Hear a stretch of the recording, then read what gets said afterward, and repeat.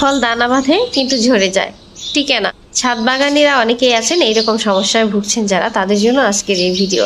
গাছে দেখবেন ফলন হওয়ার সময় মানে ফল দানা বাঁধে এইরকম ভাবে, সেটা লাউ, কুমড়া, চাল কুমড়া অথবা মিষ্টি কুমড়া যে কোনো ধরনের হতে পারে। তো সেক্ষেত্রে দানা বাঁধার পরে ফলটা টিকে না, শেষ পর্যন্ত ঝরে পড়ে। তো এই ধরনের সমস্যা থেকে আমরা মুক্তি পেতে যে কাজটা করতে পারি, তো হাত পরাগায়ন।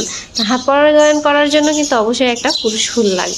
ভিডিওতে পুরোটা দেখিয়ে দিচ্ছি কিভাবে হাত পরাগায়ন করতে হয়। প্রথমে একটা পুরুষ ফুল নেবেন, তারপর সেই ফুলের পাপড়িগুলো সাইড থেকে খুলে নেবেন। জাস্ট গর্ভমুণ্ড যেটা সেটা ঠিকভাবে থাকতে হবে, এবং এটাকেই এখন সেই ফলের গর্ভমুণ্ড আর এটা পরাগরেণুটা যেটা লেগে থাকে সেটা ঠিকভাবে লাগিয়ে দিতে হবে। মোট কথা, যেটা উপকারী পোকা বা কীটপতঙ্গ যে কাজটা করে থাকে পরাগরেণু ছড়িয়ে দেওয়া, সেই কাজটা নিজেকেই করতে হবে।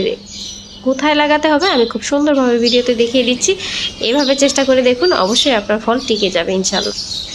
শহরের ছাদ বাগানগুলোতে মৌমাছি, প্রজাপতি বা উপকারী পোকা যাদের দরুন পরাগায়ন ঘটে, তাদের স্বল্পতার কারণে ঠিকমতো সঠিক পরাগায়ন হয় না, যার ফলে ফলগুলো অকালে ঝরে পড়ে। আর এই ঝরে পড়া থেকে রোধ করতে অবশ্যই এভাবে হাত পরাগায়ন করার চেষ্টা করবেন। তো আমার এই ভিডিওটা যদি আপনাদের কাছে ভালো লাগে বা এই টিপস যদি কাজে লাগে মনে করেন, তাহলে অবশ্যই আমার ভিডিওটি লাইক, কমেন্ট, শেয়ার করবেন। আর পরবর্তী ভিডিও পাওয়ার জন্য পাশেই থাকবেন। ধন্যবাদ আপনাকে।